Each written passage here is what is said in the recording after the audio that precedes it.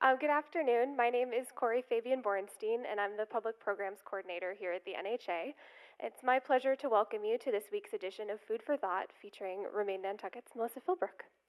As always, I want to take a moment to thank you all for supporting this free public program that's made possible in part by the MS Worthington Foundation and receives media support from Novation Media. While I'm on the subject of Novation, they do an incredible job. Chris in the back here filming our YouTube version of this lecture. So if you have missed any of the past ones or you want to watch them again, they are all available on YouTube as of up to the one from last week. So just go to youtube.com/Nantucket History and you can catch up on all the videos of all the Food for Thoughts going back 3 whole years, which is amazing. So before we get started, if you could take a moment to turn off or otherwise silence your cell phone, as always, that would be wonderful so it doesn't disrupt our presentation today. And while you're doing that, I just have a few little program announcements.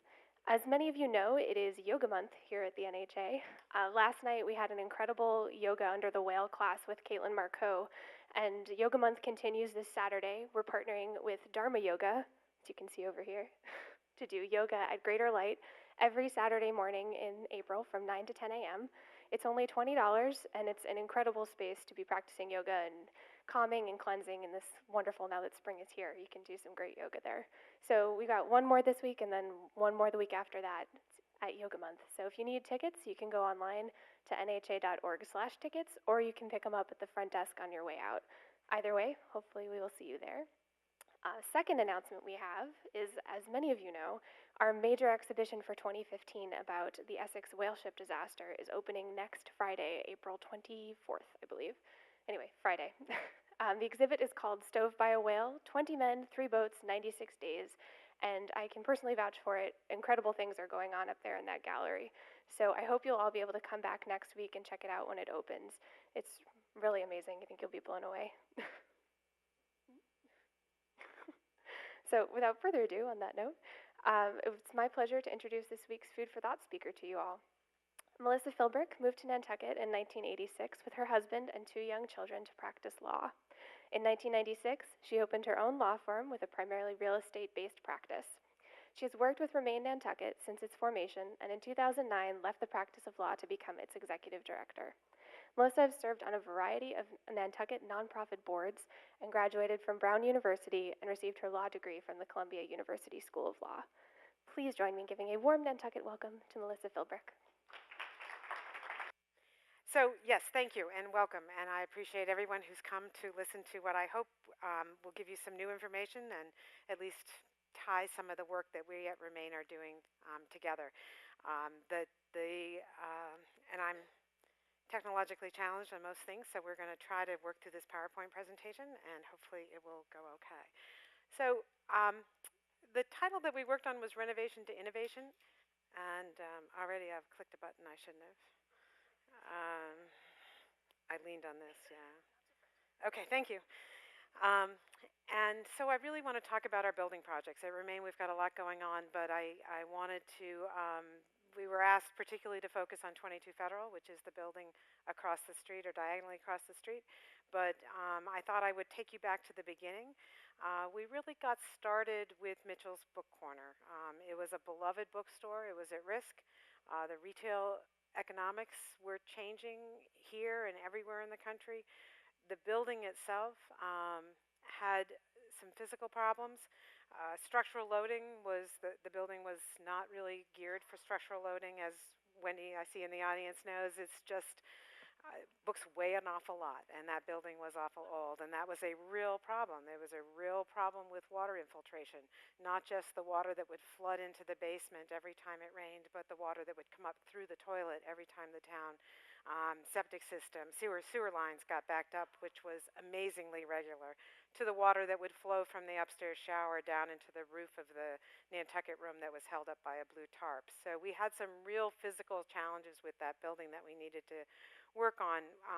We also really wanted to do what's called a LEED project. And I knew I should have written it down, but I didn't, and what LEED stands for. But basically is to make environmentally responsible decisions as you go through a construction process. And with Mitchell's, one of the things that we're really proud to have been able to do is to retain 96% of the fabric of the building. That's a really historic structure, and we really wanted to work at that. The most building loss that we suffered was because we needed to put an elevator in, and we actually had to cut through the frame to put that vertical shaft in.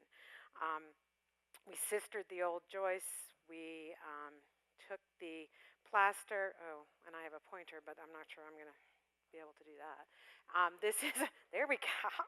This is actually a photo of Penn Austin taking horsehair plaster that had to come down off of one of the interior walls and turning it into the plaster that would be used to repoint the inside of the bricks. So we were really thoughtful, I hope, and conscientious about trying to do that. One of the things we wanted to do is increase the efficiencies of the building, just in terms of using low flush fixtures, low flow gravity fed faucets. We were able to reduce the water use in the building by 34%. We did achieve a silver certification for the building, which we're very proud of. We also worked heavily on a lot on the energy efficiency. I worked with a company outside of Boston called Building Science Corporation that had an insulation that we could use that would not change the dew point in the bricks, because we really, sometimes if you over insulate an old building, you create more problems than you solve. And so we were, again, trying to be very proactive and thoughtful about that. That's one of my favorite photos taken, because we did obviously the Mitchell side and don't own the building on the other side, and that was a light snowfall, not like we had this winter, but that snow stayed on the roof longer than any other building along that whole block. But I think by really worked on how to super insulate a building safely. Over time, after Mitchell's, we really, within our organization, changed some of our focus. We had started out really thinking about the retail mix in the downtown and how that was changing, and how we could be part of trying to protect or articulate things that we didn't want to lose, like a bookstore. To really trying to think of what brings people into the downtown. And for us, education became one of those touchstones for what brings people downtown. Cultural organizations like this gets people together. We were working with the community school at that time to have some classes done at the Greenhound building, which is the bus stop that we own. And we really became convinced that some of that off-season draw is because of educational opportunities that happen here in the downtown, and events like this one. As one of the things that we do programmatically at Remain, is we do research when we can. We try to work on projects. This was a collaboration with UMass Boston and the community school, to really look at what kind of learning opportunities are there for people who live here, who are trying to get college credit, perhaps do enrichment. And so that's a very recent project that we just, the full report is up on our website now, but just had an event at the Athenaeum to try to, no, at Dreamland, to try to explain to people. The focus on education really led to the idea of 56 Center Street, which is the music school and community school classroom down the street and around the corner. For us, the innovation there was to bring together two tenants who hadn't worked together before, and to recognize that there was a real synergy between their respective demographics, and to really bring the groups that they sponsor, the parenting meetings from the community school, the ukulele band at the music school, to the individual classes and instruction that they do, and give them a place where, within that physical proximity, some really exciting things could happen, and I believe have happened. You know, it's everything from sort of general enrichment classes. I do believe this is a flower arranging class that was happening down in the multipurpose room in the basement, but also to be that sort of gathering place for some of our diverse populations. This is in the children's room that the community school runs. They have a state grant to work on parenting classes, for particularly work with some of the communities here who speak a lot of different languages, and we're trying to create an environment where everybody's welcome here in the downtown for some of our more diverse populations that are not necessarily represented on Main Street. So those were the ideas behind it, but then came the renovation. Part of the renovation process for everything we do is to be environmentally responsible and as innovative as we can during that renovation process. We have applied for a lead application on 56 Center that's pending. We're sort of hovering between silver and gold. I'm not sure where that's going to come out, but we're, again, proud of what we were able to accomplish there. One of the more innovative things, and if you walk up Academy Lane, you'll see and you'll go, why are they growing vegetables at the music school? It, it really was to sort of bring home the point to anyone walking by that you don't need a big plot of land to create your own food supply, and really to, in a very passive way, hopefully, spark some thinking about that fact that to have homegrown food and to learn about food and be part of food does not take a big you don't have to have a big garden out back and a tractor to plow it. This is our vegetable garden. It actually gets harvested. The people who work in the building and use the building often go home with fresh lettuce and green beans and tomatoes, and it's been wonderful. I have a little example of urban food production.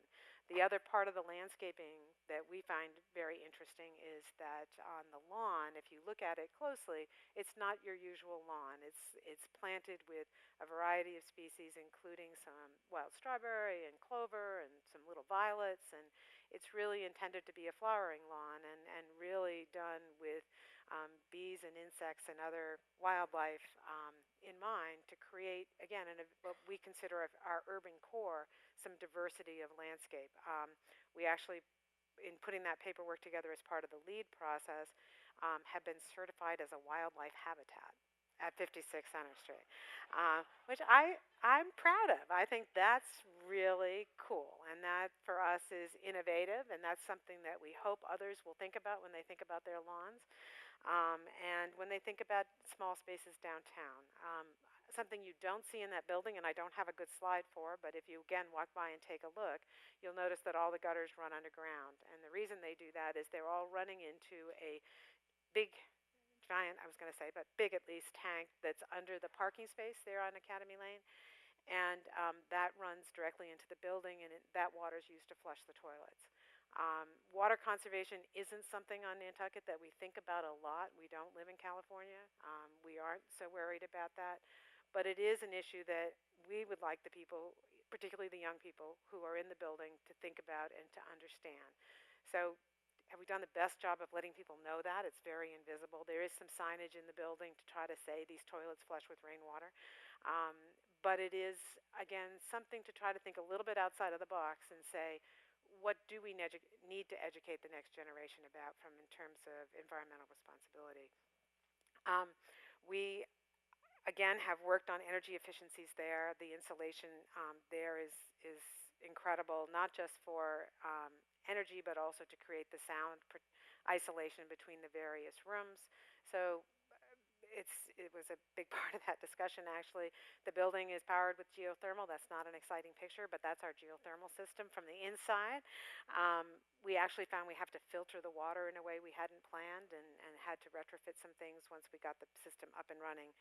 And it was, again, a little more complicated than we had first expected. But that's, as anyone who renovates knows, it's I swear, well, maybe that's not true, but I do believe it's harder to renovate than to build from scratch. You have to work with the building you have, and you have to really be willing to adapt as you go when you encounter things you don't expect.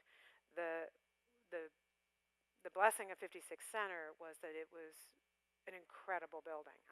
The lines, the proportions, the heights of the ceilings, that beautiful staircase, which is and was intact despite the multiple reuses of that building before we bought it even. Um, our goal was to try to restore that residential feel and create a beautiful, valued, respected place where what happens inside is recognized by those who are there, that they are beautiful and respected as well. So we really try to elevate the feeling that you have as you walk in that building, both to remember that it once was a residence, so it has a very residential feel to it, but also to know that learning is important and music is important and getting together, all members of our community, is important. Um, the the the bones of that building and the grace and the layout. I mean, the walls are all right where they were. You know, we just restored that single central hall, double parlor, 4 fireplaces each floor sort of layout, so that you're aware of it at 56 Center. I mentioned that because then came our next project. The contrast is amazing. 22 Federal, which is diagonally across from the Whaling Museum and has been behind a plywood sidewalk this whole winter, came to our attention as an empty space, a space that had been um, declared surplus by the town, a building that was, I don't want to say sick, but in which people did not want to work any longer. It was filled with asbestos. Was covered with, and is covered, all that peeling is lead paint. Um, there was a river running through it, literally, in the basement. There was mold in the walls from roof leaks that hadn't been repaired quickly. Um, and fundamentally, it wasn't a tremendously well-built structure from when I compare it to 56, which was such a tremendous piece of construction. The, the building was built around 1880, and not to pretend to know anything about history standing in here, but, you know, so post-Civil War, post the decline of whaling, um, prior to any of the other booms that Nantucket has experienced. It was built as the home of one of the carpenters on island, one of the house builders here, but not at a point where there was a lot of wealth, I think, around on the island. And the building has, the floors have low ceilings. The structure itself does not meet any building code in any corner of the building that you can see.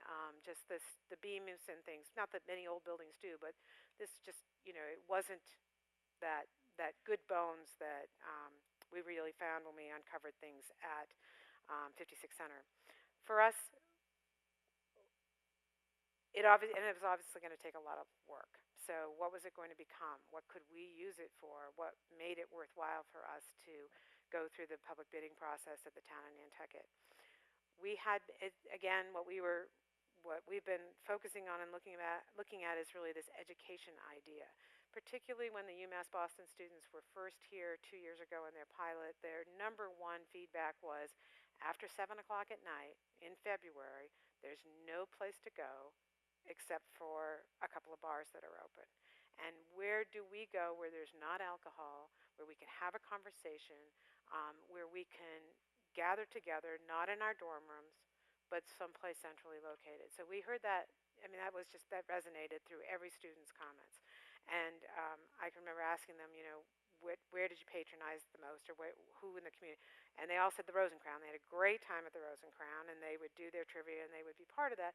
But there were times when they really needed a place, particularly after most of downtown closes around 7, where they could get together. So the idea of a cafe, someplace that's one of those third places, someplace at street level where you could get together, not have it be alcohol based, but really have it be a community space in the off season, seemed like that was something that our organization could get involved in helping with or working towards. So that was the genesis of the idea. And as we were looking for another piece of real estate, initially our plan was to have simple offices and classrooms above. Our goal when we look at a piece of real estate is to think about how many people is that going to bring into town. I mean, how much activity can we generate on this space? Don't Never mind. I was going to say, don't tell the neighbors at 56 Center. But our goal really is to generate activity out of the buildings we use, because we think that adds to the vibrancy of downtown for everyone. And so we are we're particularly concerned and had a lot of conversations about the seasonality of our economy, and the concern for those who are in the hospitality world, particularly about that shoulder seasons, and could we extend them. And so we were thinking about that and how that would happen. And that's probably my cell phone, but I won't say anything. But we were looking also at other educational focuses. We had been talking to people who were interested in heritage programming. UMass Boston was working on the environmental side of Nantucket and what students who come here could learn about the environment through their programs. And that's a very exciting field of inquiry. We also thought that our built environment is as exciting and interesting to some students as our natural environment, and were there other programs like the PIN program that brings graduate students here in the summer that we could help encourage to come here. We had also been looking at culinary schools, at the hospitality industry being a major part of our economy. Were there things that we could do with those schools to try to bring their students here and get them into our job market to help with some of the hiring issues, but were there things that could happen there educationally? Um, some of those conversations with the culinary schools that I went and visited, we realized that for that to work, we probably needed that a semester program for our culinary student wasn't going to work. That if we could get a master class for some chefs to come out and learn something very fun, we could perhaps do that. Um, but but really, we started to turn to this idea of the recreational food enthusiast, as I think is a phrase or a term that I've adopted, anyways. And that we had an opportunity here to create a building that was uniquely suited to that and that trend that exists in the rest of the world, for providing people with an ability to learn how to cook, and a place where you could have an event or a function where cooking was the focus and the theme, and that you could then sit around a table and eat what you cooked and enjoy that and have that bonding experience. Um, in the in the off-island world, that often is a corporate team building event, but it's also the bridal party, it's also the family reunion, it's also just a group of people who want to learn to cook, who are going to come for a night and do that. So that became sort of the nucleus of our idea. We then obviously had to take this building and start the renovation, and since I'm really here to talk about renovations and not programs, let me keep going. So the gist of the renovation project is to preserve the main mass of the building. There was a little tacked on rear porch that had existed there that was about ready to fall down, but we went through the HDC and got permission to do, so I'm pointing to my computer screen, to add this section here. That's the steel you see going up. That's the addition to the building. And it's so the main mass of the building is here, and that box is protected and preserved in the design, obviously. And then the addition that we're building is the one that you see going up now, which is back there. There is a stairwell, a secondary egress that happens there. The other thing you've seen happening is the elevator, which again, oops, the elevator right there. The building needs to be accessible on all 3 floors. Um, and and so that's the start of our project and the basic what's new and what's old. The plan is to just use this courtyard as another gathering space, not to have it be parking, and we have permission to do that. And the hope is that this becomes a space that's used by people in the downtown who are just looking for another open space where they can sit and eat a sandwich, or read a book, or log into the Wi-Fi from the building. Any building project starts with a good foundation. I love this picture. It was sent to us by the son, I believe, of someone who worked for the waterproofing company, Robert Van Kampen's waterproofing, taken the day after Christmas with the drone he had been given for Christmas. So you can see the corner of the drone here and up here. There's a little bit of a rainbow that doesn't come through, which is just beautiful. Here we are right here at the Whaling Museum. But through the miracles of Toscana, the building went up in the air and was dragged and pulled over to this corner of the site to sit out of the way so that the foundation for the new building could go in. It is literally a boat. It is waterproofed so that as sea level rises or whatever happens, we are protected from that foundation. Within that foundation, we will have the cafe. This major hole in the middle of it is our elevator shaft, and the others are more mechanically oriented for those. But that was what was happening behind those plywoods while you walked by every day on the way to work. But we really have a tremendous construction group that we're working with. It's going, I think, very well. notwithstanding the winter we've had. We're working with J.K. Scanlon, the Clark brothers, the Von Campens did this. Waterproofing, Mickey Rowland and his firm have been hugely helpful to us, an architectural firm off island, Beacon Associates. Nantucket Looms has done some wonderful interiors for us. Um, Internally for me, there's a woman named Jenny King, who I don't think is here, but who I couldn't, none of this would happen if she wasn't in the office. She's just the one who's making sure that this goes forward is Jenny. So she's been invaluable to me. One of our challenges, or one of our desires in terms of the interior of the space, is to make it architecturally interesting. As I said, this was not a tremendously interesting building. It had been um, cut up into a variety of different ways. Partitions had moved and changed. Stairs had come down. Kitchens had been thrown in and taken out, and I walked through with Michael May at one point from the Preservation Trust, and he just sort of said, "There's just nothing really in here, you know. What about that door that's in the basement, sort of in the river? Oh yeah, that might be old. I mean, you know, but it wasn't original probably, and the building just had been retrofitted by various owners. It had started as a residence, been an office. There was a store in the basement. Conservation Foundation's office, I think, was up in there when they were first formed in the 70s. So you know, it had morphed away from its original residential and been physically changed as a result. And so there was really not much left. One of our concerns was that the ceiling heights were incredibly low. I mean, low enough that and a lot of everything needed to come down and come out and was rotted and not good. So these are interesting cross sections only because they're kind of fun. This is the elevator shaft, so it's a cut through the building. The elevator shaft is there. The basic layout and floor plan is that the cafe's on the lower level. There will be a demonstration kitchen classroom on the first floor, and then an interactive cooking space on the second floor, behind which you can't see here, is a room that will be set aside for dining or classes. I mean, you know, it's just a room that can function in multiple sort of ways. For us, the cafe is fairly straightforward. You'll go in the little steps, you know, that come down off the street level at Federal Street, and have to take a couple more steps down, because to get head height here, we did go down a couple of extra feet and come into the cafe level.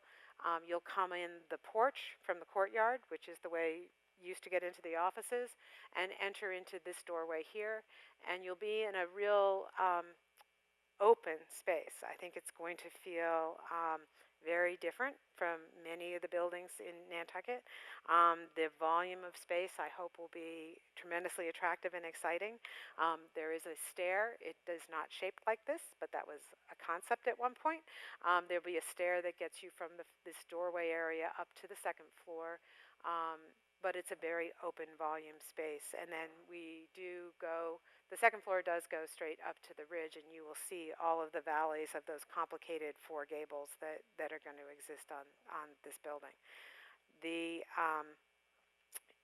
Again, I'm trying to talk about innovation, so I'm going to just skip to the first floor space. This is this demonstration kitchen. I think in the old days, when you wanted to see what somebody was doing on a cooktop, there was a mirror. It was just sort of tilted and you could see. This has a little camera right here that points down at the cooktop, and then this screen is set up so that you can see what's happening on the cooktop on the screen, just the way that old mirror would have shown you what was on the screen. So as this very smart chef here is demonstrating what's going on, these people here can see up here as well as see him frontally. There is another camera that's stationed sort of here that will record the image of the person talking and capture that, so that we will have inputs that we would allow someone to assemble a little video of what had happened that day in front of the cooktop there. So it's a very fun use of video technology to try to expand and the learning that happens there, and the excitement of whatever is going on in that space. The second floor space is this interactive kitchen.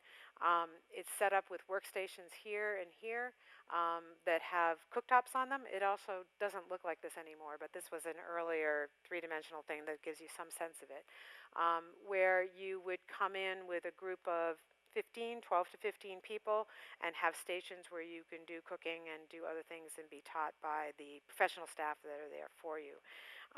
All of this is backed up by a commercial kitchen, which is in that addition that I showed you. These activities happen in that main mass of the building. So there's a full-blown commercial kitchen that provides the Board of Health approved food that gets consumed on premises, and a scullery to clean up after everybody.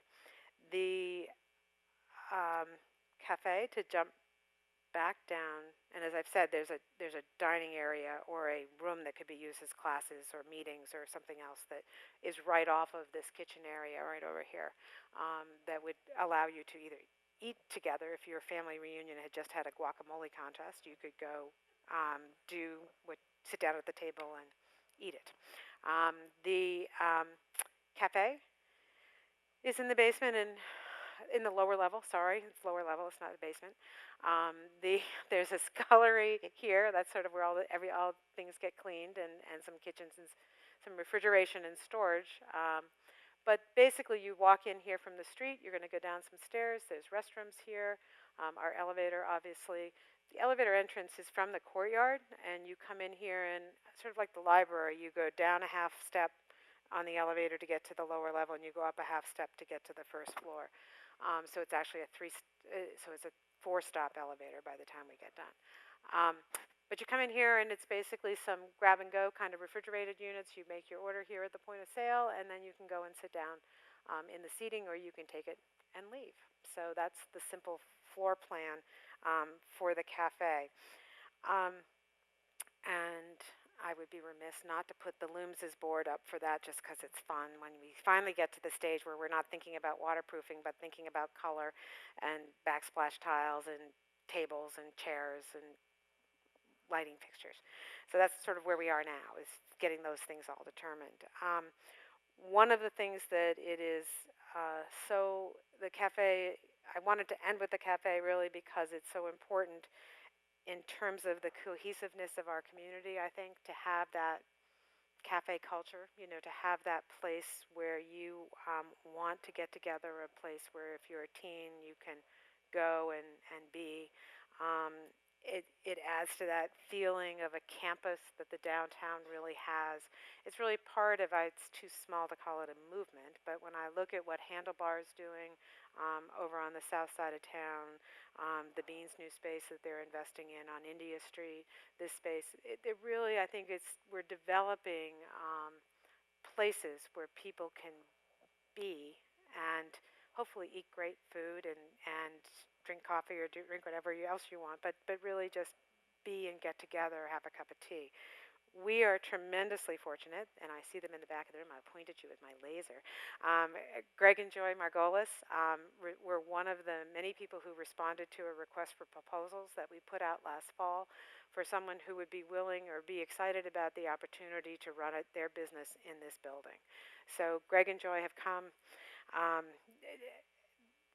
to us with a vision that's truly in sync with our philosophies on so many things. First, the vision for the building as a community gathering place, as a place where you really learn about food as important to your life and your well-being, but also to your social connections and to things that create that personal network that we all think is important in a small town particularly, or even in an urban setting, but also are committed to environmentally responsible operations in a way that's really consistent with the commitment that we put into these buildings to try to make sure that they're built with FSC, good wood that's from certified wood, locally sourced products, low water usage, trying to make them energy efficient, all of those. We are applying for LEED status for this building as well, and we will see where that gets us.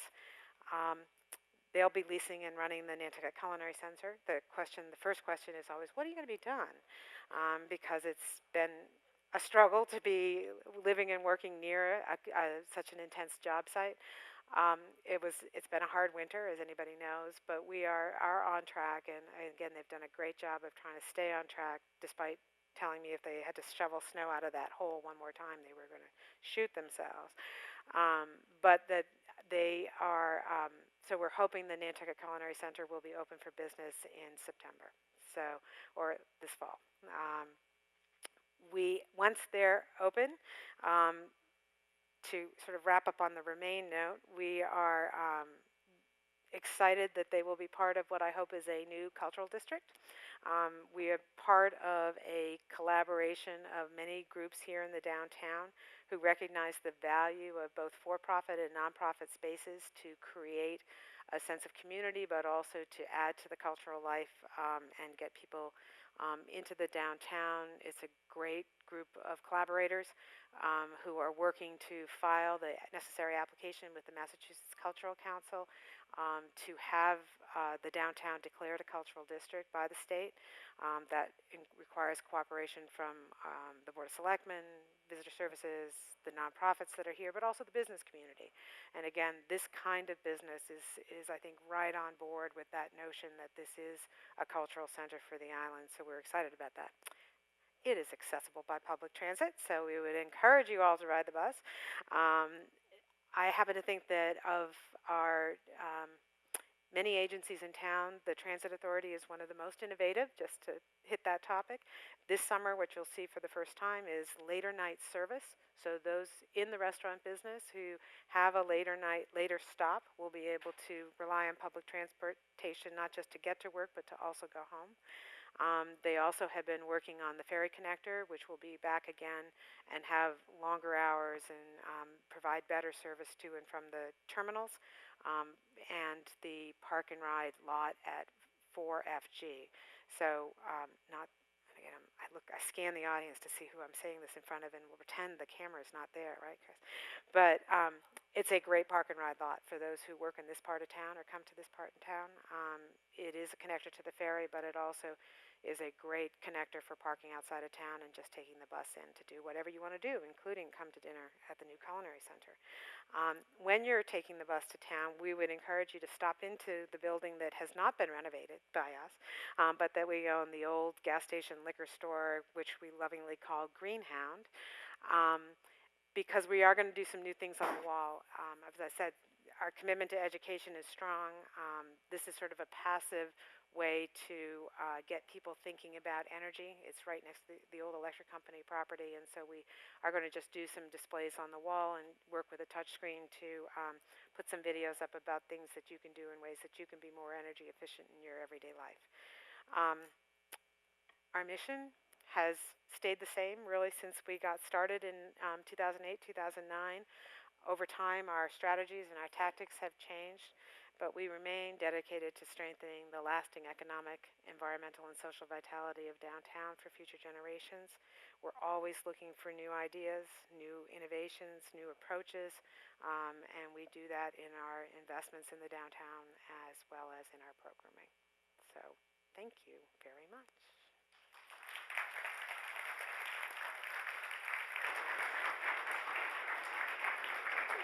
Well, thank you so much. That was great. If anyone has any questions, just throw a hand up and I'll run over with the microphone so everybody can hear the question.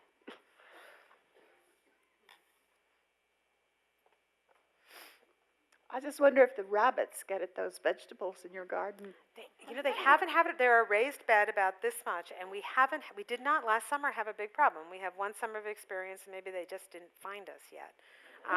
But we were actually pretty good shape. The lawn, however.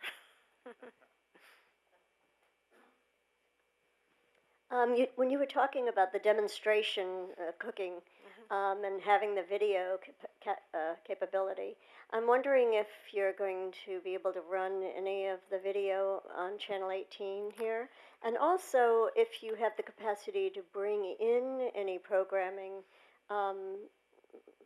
perhaps to show other kinds of approaches to cooking or whatever, if there's that capacity. In other words, using this wonderful facility that you're building as a way of technologically bringing in and putting out. Absolutely. That's the hope and the goal, and it's all a work in progress, and we'll see how we go. We've had some conversations with the folks at NC18, also just trying to figure out what can be done on our own, or for Greg and Joy to be able to do on their own. And absolutely, the idea of bringing chefs who maybe work with a different cuisine or with a different style here and giving them a podium and a platform to teach. I mean, we have wonderful ideas that we'll see how we can play them out, but if we brought someone in, I was having a conversation with someone affiliated with Johnson and Wales, and he's got a connection in Istanbul, and he said it would be great to bring this guy over, and he would then do a master class for any chef who wanted to learn about how he works with his spices, to do a private party perhaps for people who wanted that one-on-one sort of experience, and then to run a general class through a demonstration where he would cook in front of people. We would capture it on video, and we would be able to put that up on YouTube or on the website and find a way to make that accessible to everybody who wasn't there, run it on the TV. So there's real opportunities to feature chefs from our own restaurants who want ability to cook in public and to bring their peeps, their constituencies there to watch them do their thing, to teach, sauces in the middle of the winter to people like me who don't know how to chop an onion very well, but also to really hit that high end. And I think as we talk to people in the B&B world and in the hotel world, they're excited about putting together a weekend for their guests where there's a theme or something that they do. We ran a couple of focus groups before we did any of this, before the RFP went out, before we got the plans drawn, to say, and our usual lead was, okay, we're going to tell you what we might want to do. Are we crazy? The people were very candid with, maybe you are, but it's exciting, and by the end of those meetings, which were with people in the hospitality world, in the restaurant business, and in the B&B business or the hotel business, very excited about the opportunities that would. The people in the restaurant business here, I think, particularly feel that this is a food destination. This is something the island is known to for our summer residents and our summer visitors. And to have a space like this where we can really promote that is exciting. And so I think we have a challenge to figure out the right programming. It is not a nonprofit. This is a space that is set up as a business, to self-sustain, and that mix, that when we haven't availed ourselves of the usual things to drive the bottom line of a restaurant, it's going to be a challenge to work forward on. But one I know Greg and Joy are excited about rising to, and we're very excited to be working with them on.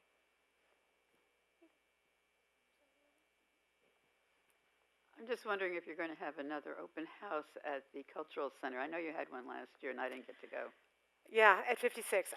56 Center Street, I don't know one that's planned, but I do know that the people who are staffing that building would love to show it to you at any time. I mean, I volunteer that for them, but people come in off the street and say, would you mind if I just looked around? And typically the answer is yes, be careful, there's an event happening here and we need to be mindful of that. But I think you would be welcome to walk up the stairs and take a look. It's a beautiful building. Hi, you put up a slide that was about the parenting classes. Yes. And I'm wondering what happened with that, and if you're connected with there's a Bulgarian school and a Lithuanian school that started within the last year. We're not connected with the Bulgarian school, which I read about in the paper, probably along with everyone else. That room is used and programmed by the community school. There is a woman who works in that space who has parenting classes and small children groups. Their grant, I think, is for parents of kids who are 0 to 5, not necessarily targeted towards any ethnicity, but rather towards certain income levels. They are ongoing in that building. It's one of the more fun times to be in the building is when that room is full of little kids and parents. They have pizza nights for dads of infants to talk about teething. They have some video products that I've seen in Spanish that talk about discipline, that they run on one of the monitors there. So it's the programming is all done through the community school.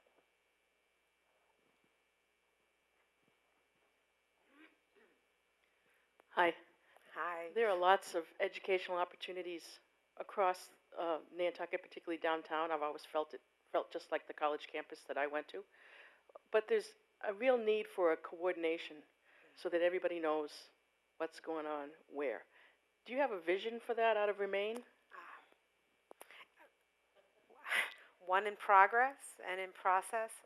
We always, in progress. I think there's got to be a way to do it. There's the need for a clearinghouse for communication, for publicizing it better. It's not about redundancy, really. It's really about just letting everyone know about the wealth of information that happens. The Cultural Council right now is taking on some of that. Not the Cultural Council, sorry. The group that's working with the Cultural District represents a lot of organizations that offer a lot of those programs and is really talking about how to communicate that. Is it all web-based? Is it some other format? And then who maintains that? And how do you get that information up there and on there? And so I think there's a lot of different groups that are sort of talking about that. I'm not sure Remain owns that space. I don't think we do. So do we want to see it happen? Absolutely. So, what umbrella picks it up, I think remains to be seen.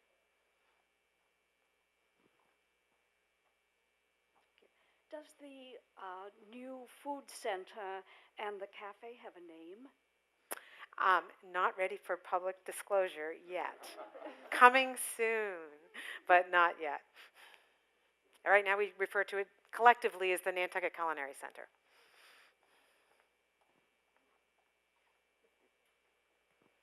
I don't want to embarrass him because he's sitting right next to me, but I'd like to say currently the best way to find out what's going on is to read Man About Town. Yes.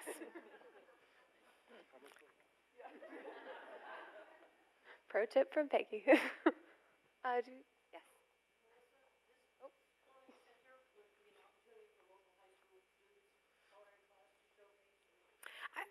I think, again, to be determined. Absolutely want to support those high school students who are doing so well.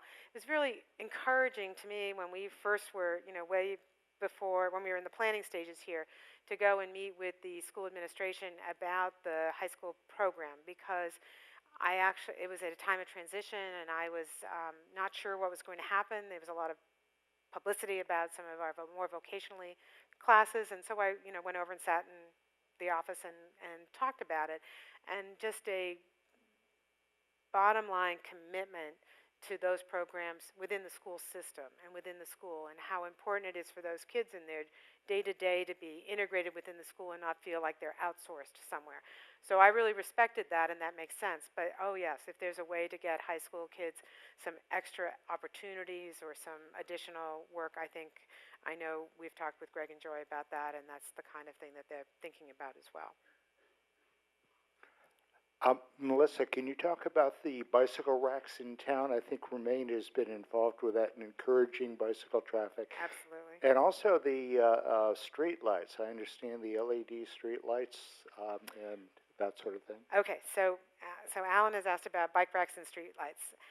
I know relatively little about streetlights, except that I think that the WI kids who were here did a project with the town, which I found very, very interesting. When we were working on 56 Center and we had some streetlights to put up, we were told that you couldn't, and I'm bad at this, but the inside of the streetlight, we couldn't adapt it to the kind of energy efficient bulb we wanted to use, and then there was concern about the color of all of that.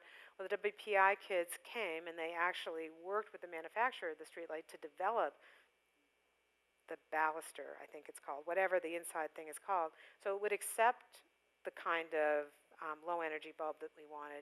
And then they went around and they got those installed in some streetlights, and they did a survey with different kinds of bulbs looking at color and intensity to see what the public thought about these different installations, because obviously these new bulbs have different different values for that. And so that I found very interesting. I actually don't know what's happened with that or what the game plan is with that.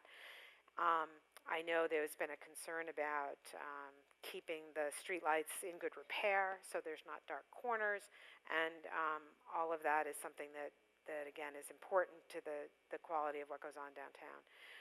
Bike racks. We have, through our interest in transit, which again another jargon-filled phrase is multimodal transportation, the idea that both pedestrian and bike transit into the transportation into the core is very important. Not just buses, because obviously the cars are what we would love to have fewer of. One of the complaints by people who do try to ride their bikes is there's no place to really park them, and by the pedestrians that the bikes are in the way when you try to get up and down the sidewalk, and that the bike racks we have are broken or are prone to theft or to other kinds of inconvenience or overcrowded.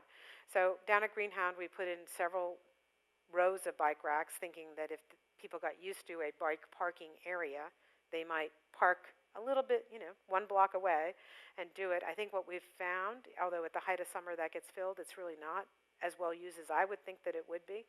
People who ride bikes like to park right in front of where they're going. That's why they rode their bike, so that they didn't have to walk. And so they want multiple bike racks in multiple locations. So we did team up with the transportation planners, the planner's office, to look at giving a grant to the town to purchase some bike racks. And so they experimented with a couple of different versions. We did a little survey about that to see what would work. There's issues of historic appropriateness, and there's issues of security and cost and all of those things. But the result is this spring, I think you do see that there are some more bike racks being installed intended to hit those, not huge numbers, but those people who really want to just go to right where they want to go and park their bike right there. And so hopefully we will be able to infiltrate the downtown with more bike racks of lower volume, so that you get not the mass of 20 bikes stacked on top of each other, some tipping over and some little kid underneath it, which I saw on Main Street last year, to something that's a little better.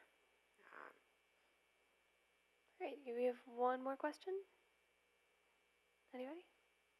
All right. Well, on that note then, just a hopeful note, I think. Thank you all again for coming. Appreciate it. And thank you all for coming out today.